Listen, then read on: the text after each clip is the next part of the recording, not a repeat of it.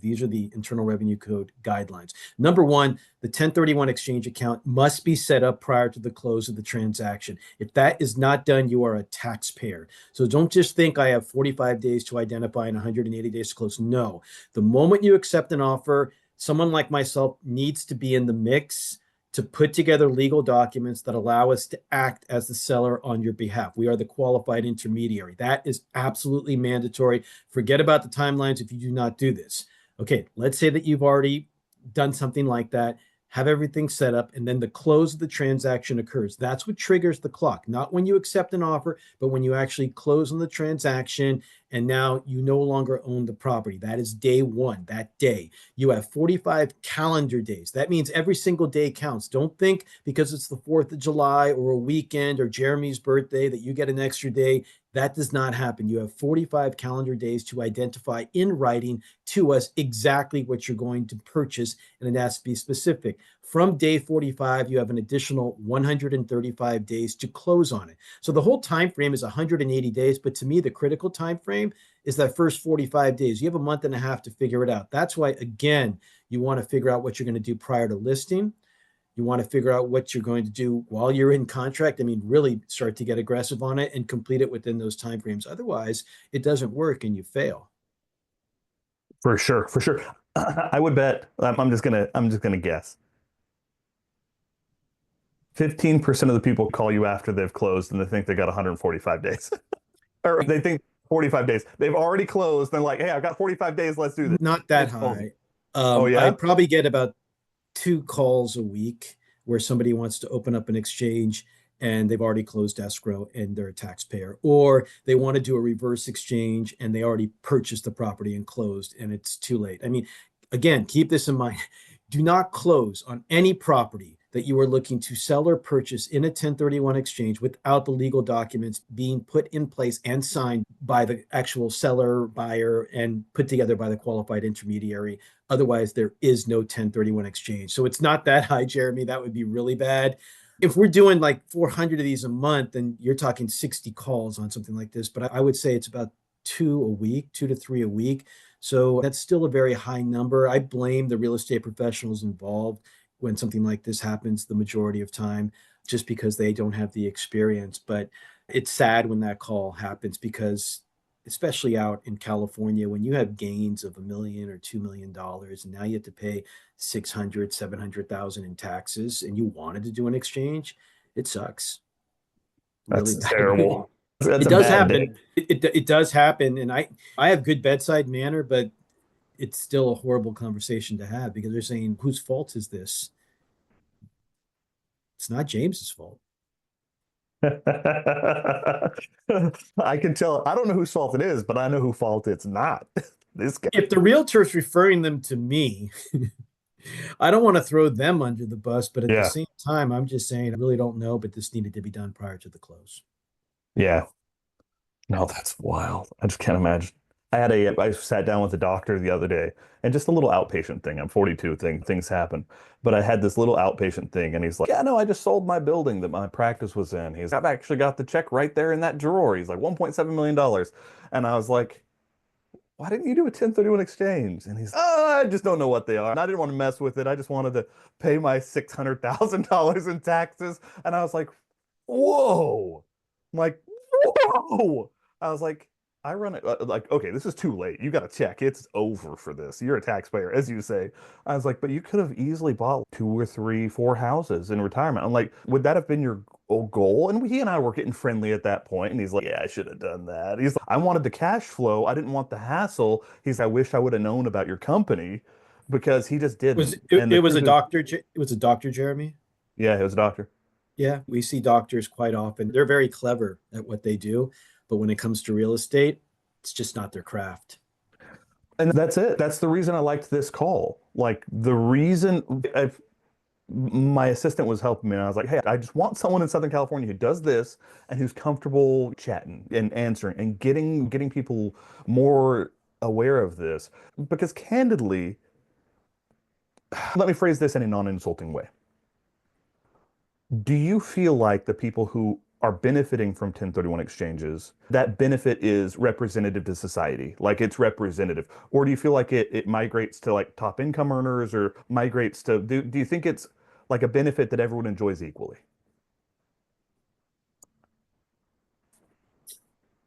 I think the top income earners have more of a benefit from this because they usually have a team in place that's going to alert them of the opportunities of what to do.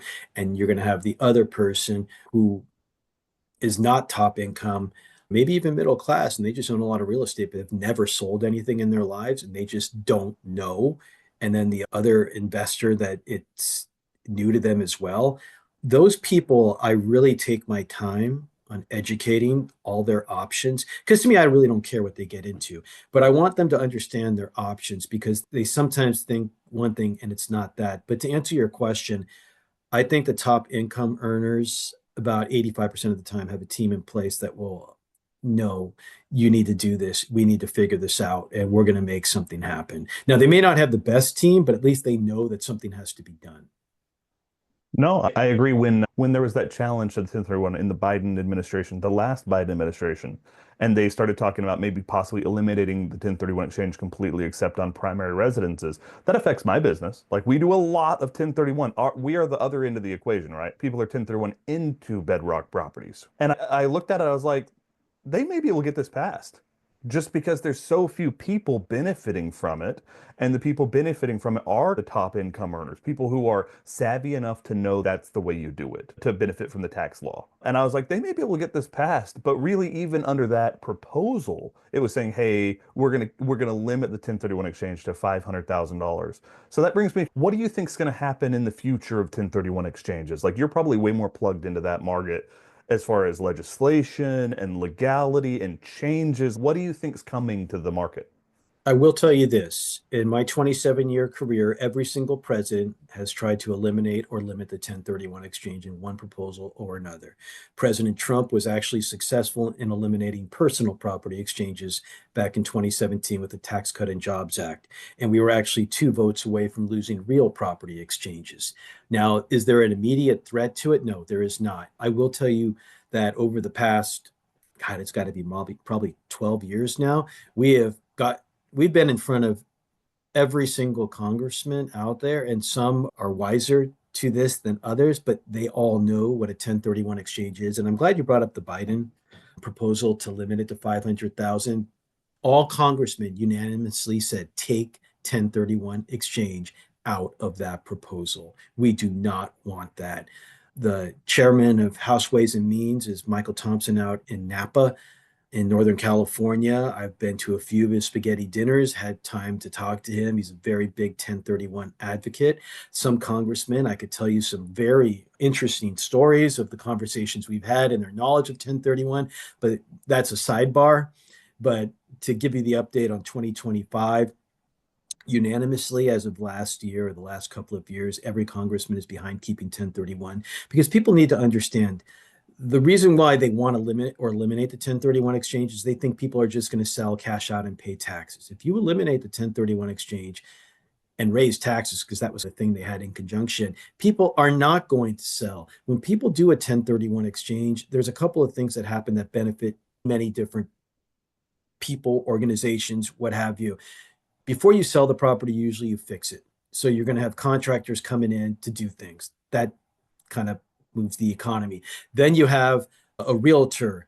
Then you have an escrow officer or a closing attorney. Then you have a buyer that comes in there and does stuff as well. But you also had an appraisal done and other inspections. And oh, wait, they did a 1031 exchange. So you had a qualified intermediary. Oh, wait, they're buying something else. And the buyer also who bought that property is getting the property taxes reassessed to current value. So there were so many different things. And we had Ernst & Young do a huge study showing them how beneficial it truly is to the economy. I think they finally understand it. We don't take it lightly, Jeremy. We're in Washington all the time. We just came back from Washington earlier this week. The president of our firm and a couple of my colleagues were out there talking to congressmen, making sure that 1031 exchange is not involved in any proposal. And as far as we are concerned, we're always going to be on top of this, but there is no immediate threat to changing it in any way currently. No, I totally agree. I agree with every point you just made. Like every single point you just made. Because if the 1031 is eliminated, even though it can be demonized, and I think it can be demonized. Like part of my gripe, I'm what you would call like a rabid moderate when it comes to my politics. I sit in the middle and argue with both sides because I think both sides really just get more and more polarized as the years go by. But it's easy to demonize 1031s, be like, hey, this only benefits rich people with advisors, right? It's at the expense of the poor in the middle class. That's the argument I hear all the time against, right?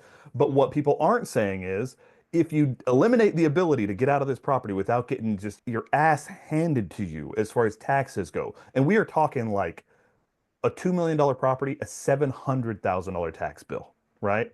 If you eliminate the opportunity to 1031 out, all you're left with is step up in basis, right? And so then it's just okay, then everyone is locked in. It's okay, I would have sold this, I would have improved, I would have hired contractors, I would have hired a 1031 custodian, I would have paid realtors, I would have moved to another market, I would have paid my state income taxes. But instead of any of that, like economic activity and action, I'm just going to hold on to this thing until I die. That's the only exit. Or I'm going to eat the enormous frog all at once because I have to eat the enormous frog and I'm going to just sell it and get murdered. I agree with you. I think it actually provides enormous financial mobility, but I don't think that people who are trying to demonize it even realize any of those facets exist. They don't. We educated them. And I'm not kidding. I'd say more middle class to below middle class people do 1031 exchanges than the extremely wealthy. Now, the extremely wealthy have the larger sales prices and the larger assets. We do so many small assets of people that made 100,000. They don't want to lose 30 of it because that 30 is going to work better for the next asset that they buy into. There are just so many different examples where it's not some crazy sales price or some crazy extremely wealthy principal that owns the asset. There are those, but then if you blend it all together, they're not the majority. And farmers, when you really look at the code, farmers were the ones that were doing this the most. And they're usually not wealthy either, unless their land's worth a lot. They're not. And they're struggling each month, each year, depending upon how the water supply is and weather and what have you. I wouldn't wish, like, I've looked at the economics of enough farmers to realize, hey, if you want to live on the raggedy edge and just praying for rain every year for the rest of your life, farmers live on the land, so their mortgage is their farm and their home. As man, I that is a that's a faith-based way to live of just hoping that it works out. And with If what you're saying with water supply and drought, especially in your region where it's all kind of Colorado River and water shares, like that is a scary way to live. Jeremy, I have met with the different farm bureaus and I've spoken to all of them. And they're amazing stories. And somebody who's 45 years old and a farmer is more like 75 to 80 years old because their body is spent. That is a very hard trade. It is. I respect them so much for what they do and what they put their bodies through. And I have met a lot of their children. They're like, don't tell dad, but there is no way in hell I am doing this farm thing when they're gone. We are getting rid of it. It's so difficult to run and do. So when they sell and they 1031 exchange, the older they are, the more often they do not buy into another farm. They're going into something completely different. No, I totally get it, and I agree. Like you look at a someone who's been a 45-year-old farmer who's been doing it for 20 years, Ugh, they have 50 years worth of age on their body. it's I tough. It's so I've seen them. I've seen them with the limp, with the walk, with the everything. And they're all, what are you talking about? It's a good day today. I'm like, oh, what's a bad day? I'm like, whoa. They're like, this hip is moving great this morning. Yeah. And Yesterday I'm with like, the whoa. weather, you're like, oh, Yeah, that is not awesome. yeah, that's All not right, a giddy up. so as we're coming in on a landing, let's talk tariffs. Tariffs are the big topic of the week. I dropped a big thing on our channel that I own a Band-Aid company. And that's just what I do. I just like starting companies. But we own a bandage company that imports directly from China. So we dropped like an hour and 10-minute video last week talking about all of the impacts to our import sheet, our tariff sheet, all the way through what our profitability is on a single bandage, what tariffs do to that profitability. And then we talk that through like employment, what that does to our employment, what we think as far as like repatriating bandage production to the USA. How does the hot button find issue of the day affect 1031 exchanges? How does tariffs affect your business? Stay tuned would be a very good answer. I really don't know how it's going to roll out, to be honest. You saw how the stock market just plummeted and then rebounded, and how it's impacting what we've seen historically. Real estate is a more consistent investment, and we've seen most of our investors stay in that sector. Weird enough, though, the first part of this week wasn't that busy, and the last part of the week was a lot busier, but there's no way, in my opinion, that can correlate. That's just too quick. But we have had some people that were looking to set up a 1031 exchange that were just too worried. So I think what it's done so far is created fear for the investor in terms of the 1031 market. If there is significant gains, no one still wants to pay taxes. I think it's still going to be a very strong real estate push to go into a more conservative asset as a replacement property that may not get impacted as much. I really don't know that answer, Jeremy. You'll have to contact me in like 3 months to see how it really impacted. I will tell you this, because COVID was the best years that we've ever had in my 27-year career. It was just crazy for real estate. And then it became a normal market when interest rates increased because the investor doesn't care about interest rates as much when it comes to 1031s because they have so much equity coming in and their loans aren't that large. And sometimes there aren't loans. But last year to this year, 1031 wise, we've increased 20%. I want to see how the tariffs are going to impact last year's numbers to this year's numbers moving forward. How is it going to impact our industry? From what we've been told, not much because we're real estate investments. But I think it's really interesting when you look at everything when it comes to developers and how this may impact the whole builder sector. I really don't know. It's more of a stay tuned. I've been listening to others to get their input on this. Yeah, I in my head I was like, how would it affect him? I wonder if James is going to have any opinion on this. Because, for example, we just had a bid come in for a renovation. We're doing a big rehab. It's $1,060,000. And that bid's good. When it looked like Canada was going to have 30, 40% tariffs, we were like, wait, we got to wait a second. With the bandage reorder we've just been doing, so we just bought like $25,000 worth of bandages. We were like circling in on our final reorder. And I texted my business partner this morning and I said, you got to wait. Like at 145% tariffs, that means we're going to buy $25,000 worth of product from China. It's going to import, and our tariff sheet's going to be $40,000. And so in that business, it's a specific like holding pattern freeze. Like we're just going to sell the inventory we have on hand. We're both going to stop taking distributions and we're just going to wait because 145% tariff doesn't make sense. I can't take my Amazon price from $24.95 on a box of bandages to $60 a box and expect to sell any that makes sense. And so it really has put like a freeze on our reordering process, but I didn't know if it would affect 1031 Well, exchanges as I much. thought about that as well. And I was talking to one of my colleagues. I'm like, okay, dude, how does this impact us? Because if properties are already done and completed and there's no work needed and you're just looking to trade into different assets, does that really impact sellers looking to unload an asset that no longer makes sense into something that does make sense, especially if the asset they have is going to need work in the future and they don't want to deal with anything? It's a very stay tuned to find out, which is, I don't like giving that answer, but I don't really know how it I think that's impacts. real. I don't know how it impacts the 1030 unless they're looking to buy product that's still being built and needs those numbers. And we do Yeah. have some of those. It's an interesting question. I don't know, Jeremy. I can't give you anything that my answer today could change next week. But No, for sure. Okay, okay, so let's shift gears as we come in on a landing, and you can bail whenever you need. We're at 57 minutes right now, I'm good. but Just yeah, I whatever. just like to get to know people and try to get, we've all got life experiences, right? We've all got value, but I've realized the hard things I went through have been more beneficial than any of the successes, right? Getting to rags to riches my first time, when that thing blew up, like we were rehabbing houses in 2008, and really like 2006, 2007, 2008, it looked like we had the world by the tail. Like I was young, I was like 27, and we were starting to make really some money. And then 2008 happened, the whole market tanked. And it just ripped these shirts right off our backs. Like it was like, and everything gone. So we had to restart at 29, the first restart, the first rags to riches to rags.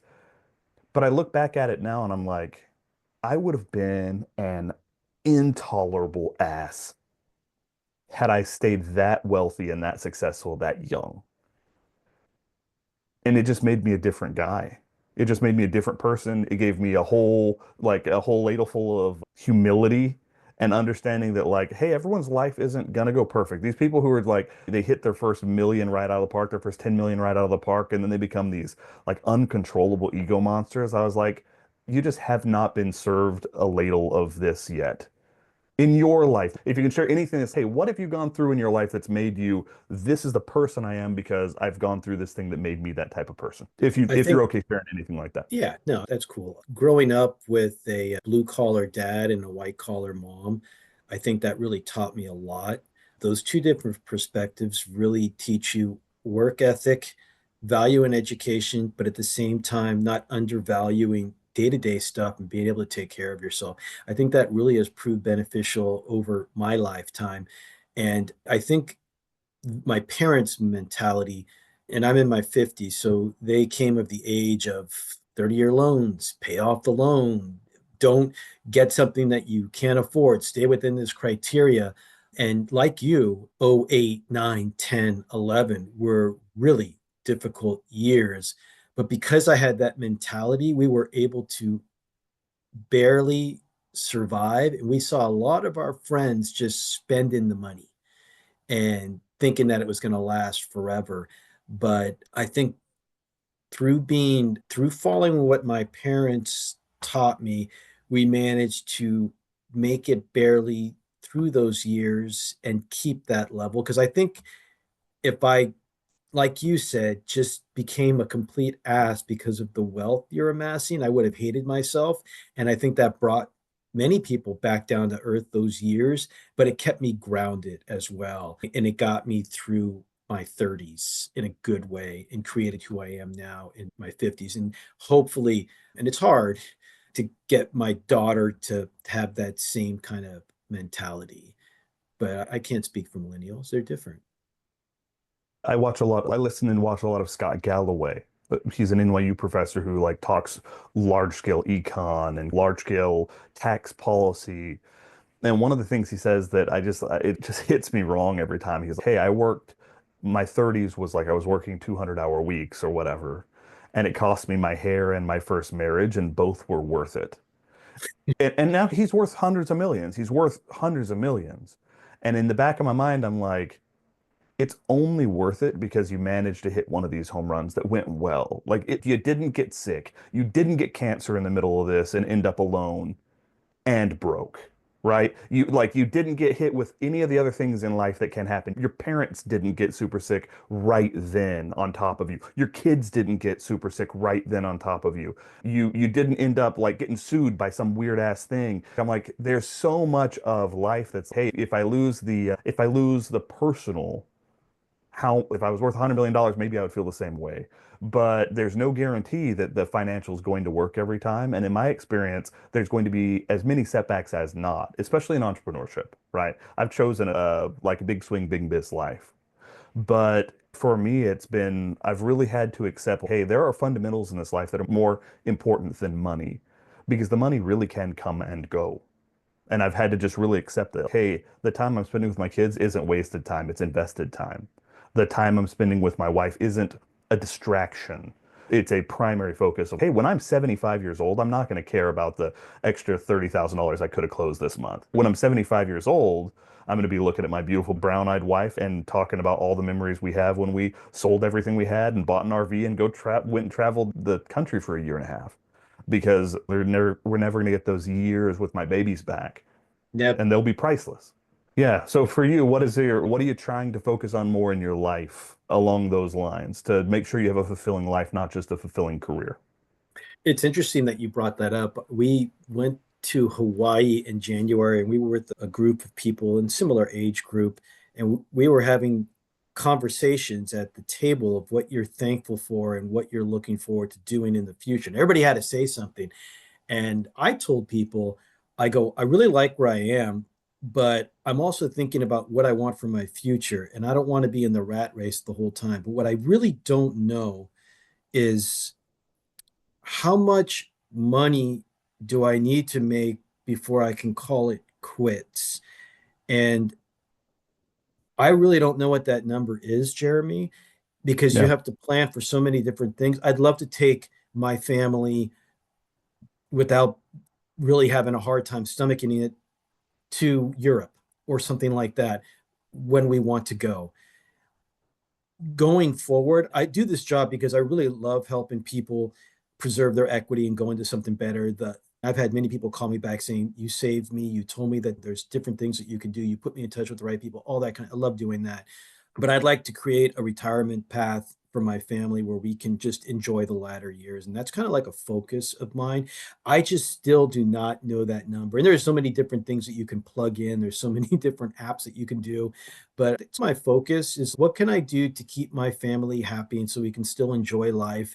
And the one thing that I really can't account for is I really don't know about long-term care because if anything goes wrong, I've just seen so many horror stories with my immediate family, with my wife's immediate family, and then just with people in general. And it just can be brutal. You're absolutely right. That was my experience in financial advice.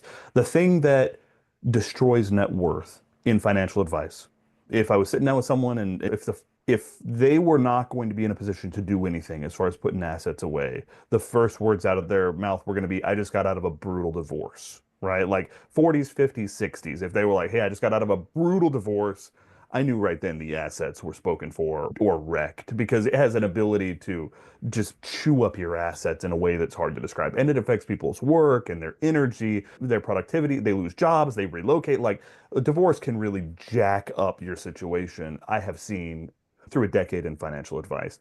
But beyond that, long-term care can jack up a retirement. If you want to talk about chewing through your assets, going and looking at long-term care places, and they're like, hey, to get in the door, because we have a year waiting list, to get in the door, it's a $350,000 upfront payment and it's $20,000 a month for care. It's, whoa, that is going to scramble your nest egg in a hurry, right? You're going to end up with a whole different situation. And so I agree with you. I don't know if there is a good answer for that because health insurance costs, long-term care costs are going up so fast. And there's such a lack in that industry. There's such a lack of people providing that service. I agree with you.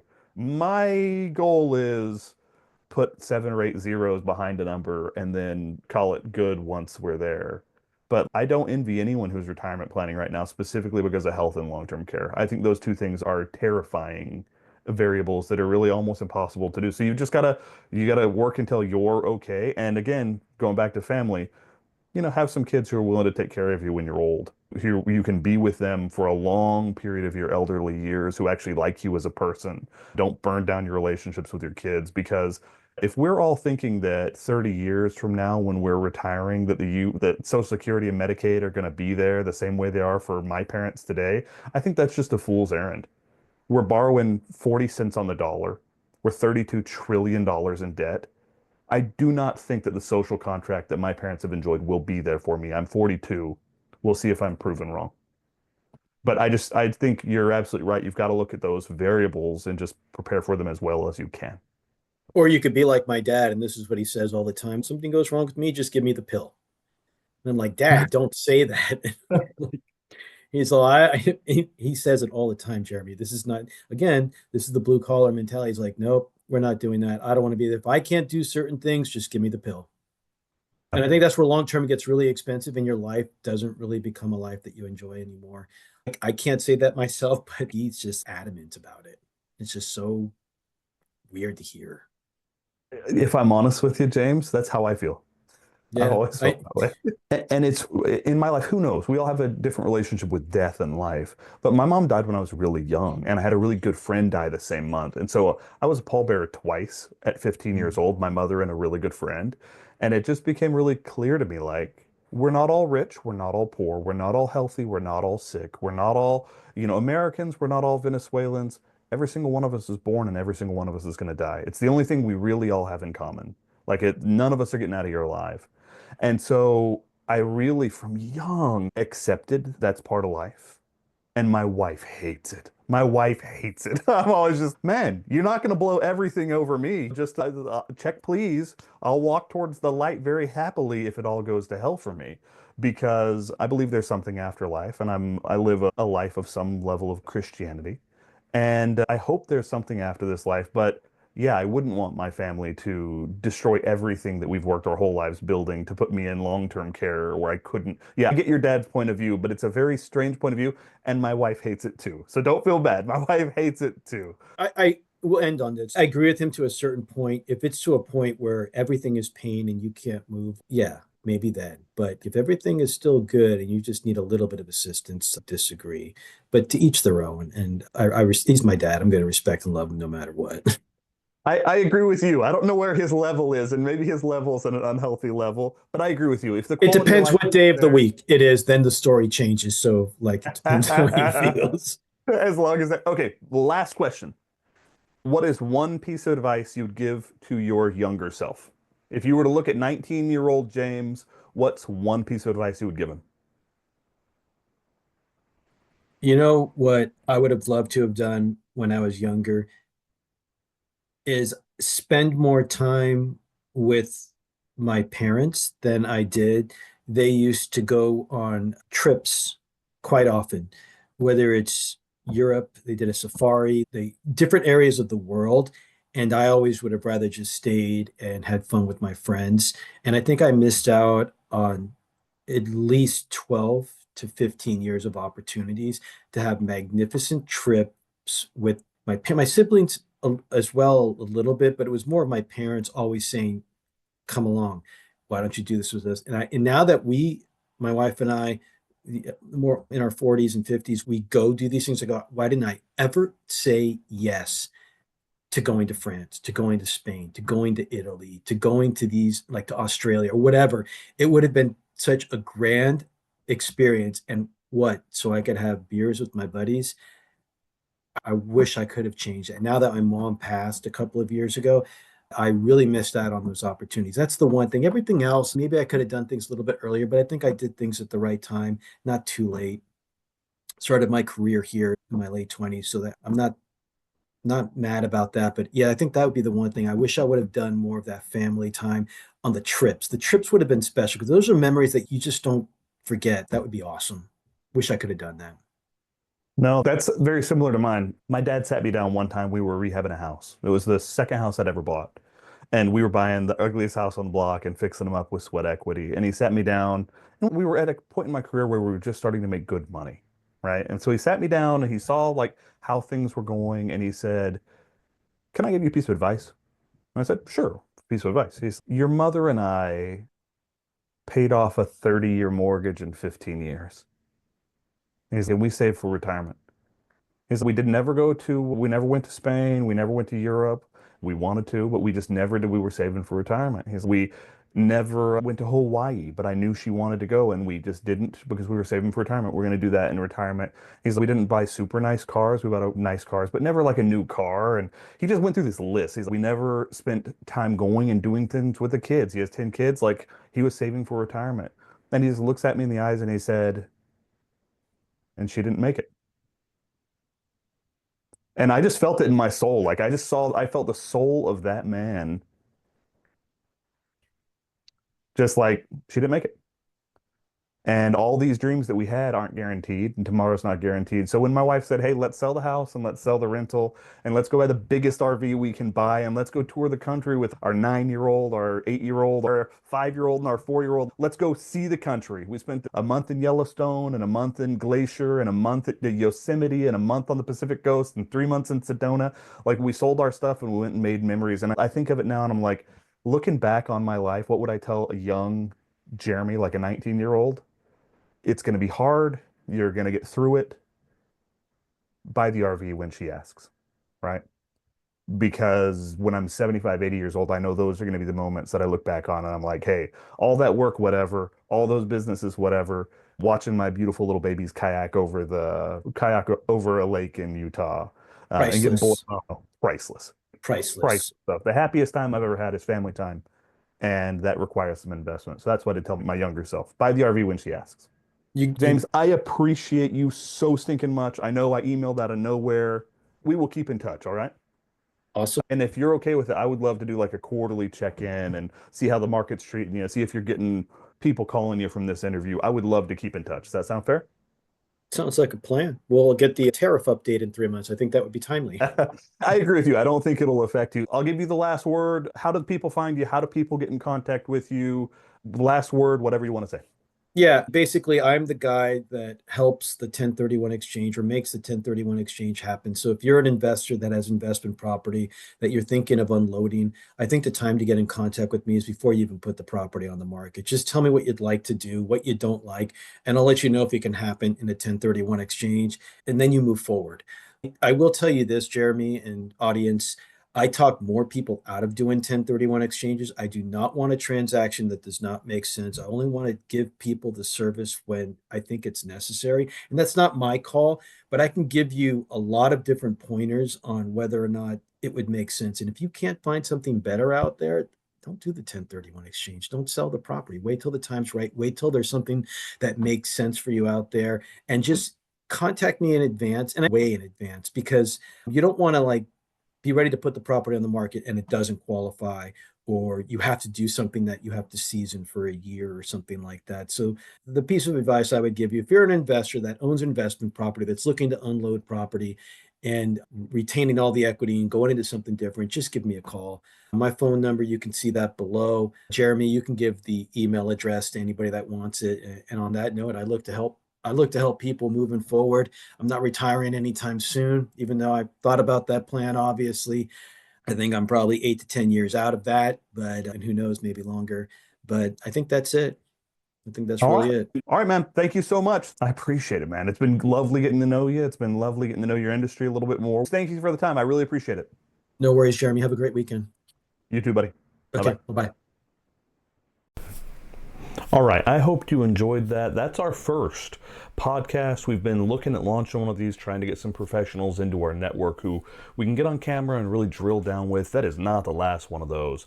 We have a bunch in the pipeline right now. It's been a big part of the plan on launching the channel is having these podcast style in-depth conversations around investing, around taxes, around real estate strategy, around everything that we do. So you can expect those happening to come to the channel as often as I can cram enough time in to record and have my team edit those. But we're going to be doing those for the Turo business, our 21 car Turo fleet. We're going to be doing those for the Airbnb side of the company that we have. We're going to be doing those for Bedrock, buy and hold single family residential 1-year leases. If you enjoyed this content, I've been looking at our catalog to see what else we have that I think you would enjoy. It is one of 3 videos. I released a video that I'll post right here. Never buy rentals here. The number one key to a profitable rental. Now, at Bedrock, we've bought like over 5,000 houses over the years. We've got our box pretty well defined. We know exactly what we want to be buying. We buy that same thing over and over and over. Every time we step outside of our box, we get smacked. And so we've learned, hey, this is what we buy. We only buy this. In that video, I walk people through the way we look at property. Here's how you build a box. Here's how you make that box the same in every single market. Here's how you boil down all the numbers and all the minutia and crap to one number so you can get kind of an apples to apples comparison on what's a good rental and what's not. Never buy rentals here. That's really Bedrock's model, how we build a box, how we define a box, how we take a lot of the risk out of the equation just by buying the same thing over and over and over. We're not fancy. We just buy the same thing over and over and over, as many dollars as we've got. All right. If you enjoyed the interpersonal stuff, and I'm always going to try to include that where we're talking about the things that made us who we are and the things that the life advice beyond business, because there's a lot in life that's more important than money. The longer I live, the more I'm convinced there's a lot of stuff more important than money, and that's something I didn't know well when I was younger. So if you're interested in kind of some more interpersonal stuff, I released a video called Work-Life Balance, I Failed Hard. And it's discussing between when I was 29 years old and 39 years old, me getting into a career and working super, super hard and not having the right perspective towards my work-life balance and what it almost cost me. And I try to just be an open book. I try to just be honest with you and say, hey, here's how it felt and here's what it cost me and here's what I learned. If you don't want interpersonal stuff, if you're more looking for kind of More real estate stuff. We're doing an enormous rehab in our area above Greenville, South Carolina. That's like $1 million, $2 million rehab on this big gorgeous thing. It's called Enormous Rehab on the channel. If you want to find that video, I'm not going to post it because I can only post one here. But Enormous Rehab, the most insane rehab project we've ever done. It's cool. It's a cool project. It's really in depth. We walk around the whole thing. We've got the appraisal video coming out, which is wild. It's like the craziest experience. It was a roller coaster ride. But we've got that appraisal video coming out as soon as permits clear because we don't want to mess with permits. So if you're interested in that, never buy rentals here. The #1 key to a profitable rental. If you want to talk interpersonal stuff, work-life balance, I failed hard. Don't sacrifice your family for your career. If you want to look at just something fun that we're doing on the channel, Enormous Rehab. That's a cool video that we just put up. And the last thing that I would say, if you're interested in the channel, I did an hour-and-a-half conversation on a whiteboard that got like the whiteboard of doom. And we just talked about tariffs, how tariffs affect one of our companies. I own a company that produces bandages, imports them out of China. And I tried to walk through how tariffs impact the larger, broader economy. And it was a fascinating video. It's our highest viewed video to date. And so that was Trump's Tariffs Explained. That was a fascinating video, and it just, I get a whiteboard and try to walk through at this level of detail all the tariff stuff that's happening.